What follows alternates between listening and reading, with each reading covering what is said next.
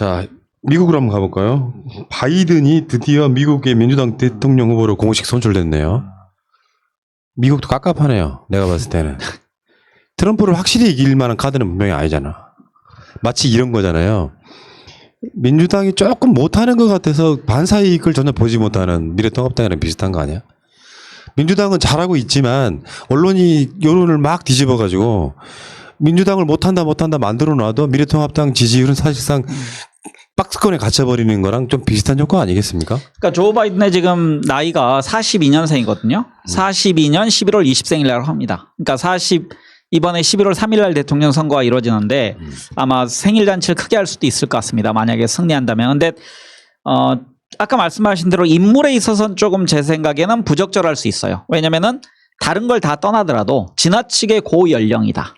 그래서 이번에 그 부통령이 된 그 카멀라 해리스라는 여자분이 주목을 받는 겁니다. 왜냐면은 이렇게 연세가 많으면 대통령 직무를 왕성하게 수행하기가 힘들고 혹시 어떤 이유 때문에 골석이 될 경우에 부통령이 대리할 수 있을 가능성이 크거든요. 근데 그분이 이제 이번에 여자 아주 개혁적인 분이 부통령 정식으로 지명받은 겁니다. 부통령 후보로. 부족하니까. 네네. 바이든으로는 그렇죠. 부족하니까. 그렇죠. 그게 이제.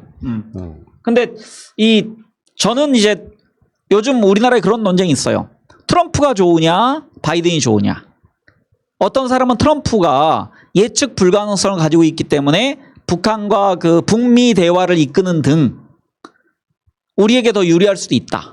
근데 저는 그 의견에 대해서 아예 무시하진 않지만 저는 정치는 기본적으로 예측 가능성이 있어야 된다고 생각합니다.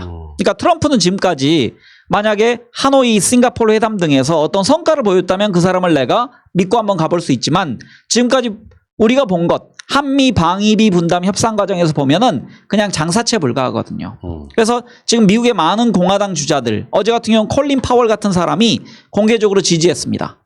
그러니까 공화당 정권에서 국방부 장관, 합참의장, 국방부 장관, 국무장관을 했던 사람이 지금 민주당 대통령 후보를 지지했거든요. 이런 거 보면은 구도는 굉장히 좋아졌고 저는 바이든이 승리할 가능성이 여론조사도 그렇고 높다. 그리고 거의 기정사실화 되어 있다고 생각합니다. 현직 프리미엄이라는 것도 사실 있거든요. 근데, 그렇죠. 근데 이런 측면도 있는데 이제 이 이야기를 우리가 굳이 해야 되는 이유가 북미 관계, 남북 관계 이런 측면 때문에 그렇거든요. 트럼프하고 김정은 위원장 사이에 나름대로 쌓아둔 어떤 아직까지 깨지지 않고 있는 것 같은 서로 간의 이런 믿음이랄까 서로 일종의 이제 브로맨스 같은 느낌이 사실 있는데 여기 다시 리셋되면서 다 또 시작해야 되느냐 이런 부분도 있고 우리가 오바마 때로 돌아가 보면 결국 오바마도 마치 대단히 진보적이어서 남북관계 잘해줄 것 같지만 알고 보면 미국의 이익을 위해서만 8년은 그냥 지나갔던 부분이 분명히 있거든요. 근데 저는 그때랑 이제 근본적으로 다르다고 생각하는 게 오바마 때는 실은 우리나라가 보수 정권이었어요. 그러니까 이명박 박근혜라는 정권이었기 때문에 희한하죠 그게. 네, 그러니까 미스매치가 이루어진 거죠. 근데 이번에 민주당이 지금 조 바이든 후보가 내세운 게 뭐냐면은 한국과 충분히 협의한 후에 대북 접근을 하겠다고 그랬거든요. 이 얘기는 믿어요? 네, 저는 믿습니다. 왜냐하면 그리고 지금 민주당 현역 한국계 국회의원이 한 얘기가 조 바이든의 정책은 유연해질 가능성이 크다. 그리고 한미 관계는 좋아질 가능성이 크다라고 얘기하는데 전통적으로 저는 지금 그러면은 문재인 정부하고 트럼프 정부가 외교적으로 정상적으로 아주 좋은 관계냐? 저는 삐거덕거리는 관계라고 생각합니다. 일부. 특히 대북 문제에 있어서. 그래서 새로 리셋할 필요가 있다 우리는. 근데 이제 과학적이진 않습니다만 평행 이론 비슷한 게 하나 있잖아요. 한국이 보수 정부면 저쪽이 민주. 또 우리 한국이 진보 정부면 저쪽이 공화 이런 식으로 이렇게 이상하게 미스매치가 이루어지는데 이쪽에는 정권 연장의 가능성이 사실상 제가 봤을 때 80% 이상은 되거든요. 현재적으로 보면. 만약에 그래서 문재인 정부가 끝나고 나서 저쪽이 그 병행이론에 의하면 공화당일 가능성도 그러니까 모르죠. 대선이라고 하는 민심은 언제 어떻게 출렁거릴지 몰라. 그러니까 어떻게 보면은 실제 현상과는 다르게 여론이 막 언론이 막 휘몰아쳐가지고 미국에서 막 완벽한 백신이 개발되고 막 그래가지고 갑자기 트럼프 지지가 막 올라가고 막 이런 상황이 벌어질 수 있기 때문에 근데 이런 상황이 있는데 문제는 지금 이게 오늘 나온 뉴스 중에는 국정원 발표입니다. 국회에서 북한이 김여정 등 위임 통치를 결정했다. 그러니까 일부 어떤 사안에 대해서는 김여정 부부장한테 이 결정하라고 아예 그냥 권한을 줘버린 것 같아요. 그러니까 후계자로 결정된 건 아니고 김정은 위원장의 스트레스, 통치 스트레스 경감 차원에서 국정을 분담한다는 이런 뜻이잖아요. 그러니까 이러니까 이제 저쪽에서는 김정은 많이 아프구나 이렇게 하는 사람도 있고 이게 어떻게 받아야 될지는 잘 모르겠는데 어쨌건 김여정 자체가 아마 지금 미국의 대선 이 과정에 이 대미 관계를 총괄하는 입장이 되지 않을까 이런 생각을 해보네요. 그만큼 그러니까 중요하게 받아들인다는 북한이 오늘 아침 뉴스 보도 보면은 그 지금까지 경제 정책 실패를 좀 자인하고 나섰거든요. 네. 그건 저는 대내적으로 굉장히 크다고 생각합니다. 이 얘기는 어떤 선언이냐면 우리가 경제적으로 아주 급하다. 그러므로 지금까지 미국과 가졌던 우리 관계를 재설정할 수도 있다. 그러면은 현 정부가 과연 할 것이냐. 그러니까 트럼프의 재선 가능성이 만약에 높다면은 트럼프는 계속적으로 북한과 대화하고 싶어 하거든요. 지금 대화를 거부한 데는 북한입니다. 그런 측면에서 당장 트럼프의 요구에 응해서 뭐 실무진에서 아니면 고위급에서 회담을 할 텐데 그걸 안 하고 있거든요. 이 얘기는 미국 대선 과정을 좀 지켜보고 나서 자기들의 정책 기조를 정하겠다라는 신호거든요. 저는 그러면서 지금 김여정 등이 위임 통치를 받았다는 얘기는 뭐냐면 김정은이 지금 현지 시찰을 많이 합니다. 그럼 중앙에서 권력 부재가 생기죠.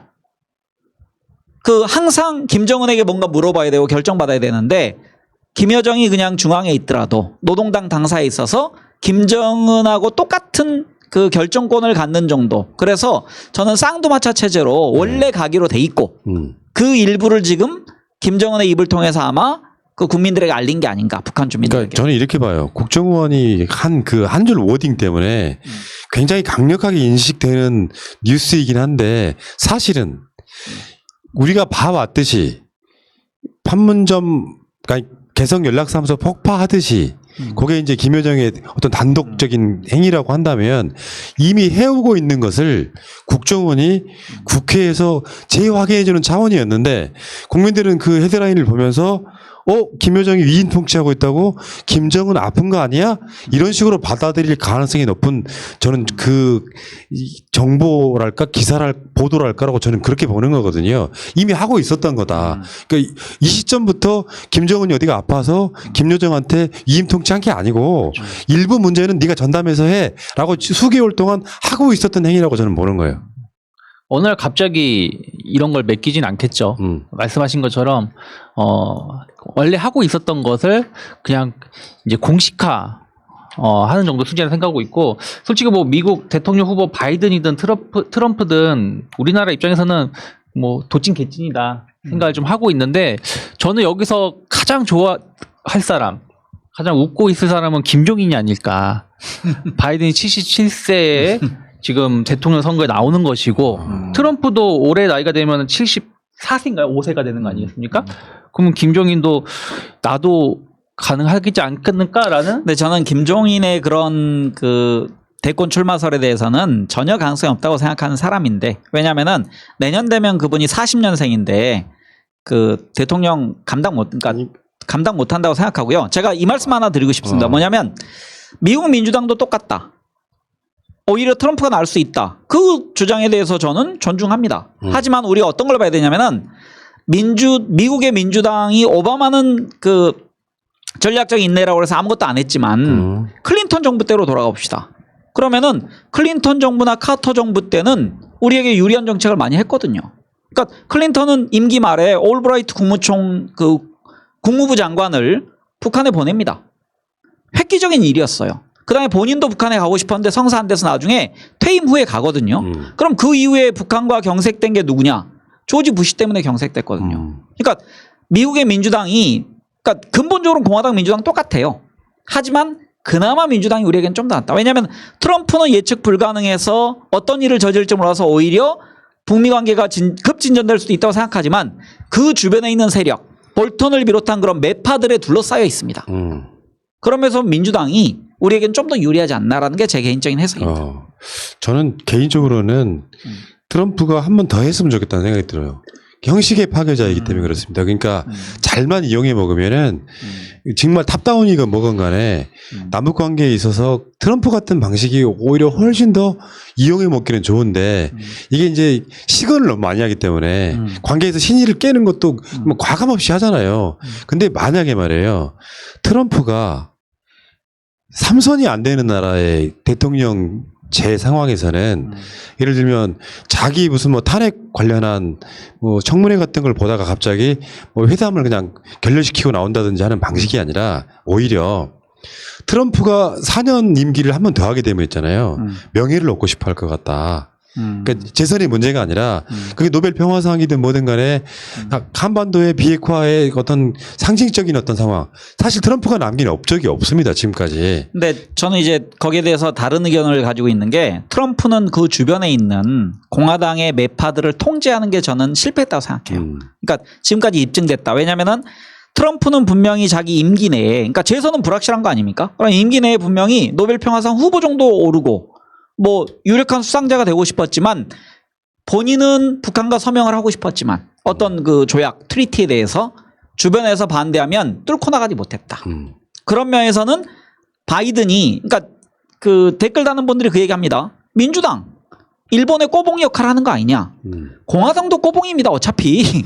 그러니까 공화당은 일본하고 관계가 더 돈독한 사람들이에요. 그렇죠. 그나마 민주당은 대외적으로 각 국가의 인권을 존중하는 그런 민주적 어프로치를 하는 당이에요. 네. 그래서 그런 면에서 저는 정치적으로 예측 가능한 사람, 그런 사람들이 집권하는 정당이 우리도 어디로 외교 방향을 설정할지에 대해서 좀 더 유리하다고 생각합니다.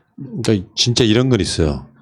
어찌 됐건 우리는 민주당이든 공화당이든 못 믿는 건 사실이고 오바마 때도 평양을 폭격하려고 했다고 하는 문서도 나온 적이 있었잖아요. 그러니까 결국에는 그래서 나오는 말이 우리 민족끼리 우리가 할 수 있는 건 최대한 어떤 걸 동원해 가지고라도 제재 상황을 벗어나지 않는 범위 내에서 할 수 있는 만큼의 다른 건 중요하지 않다고 봅니다.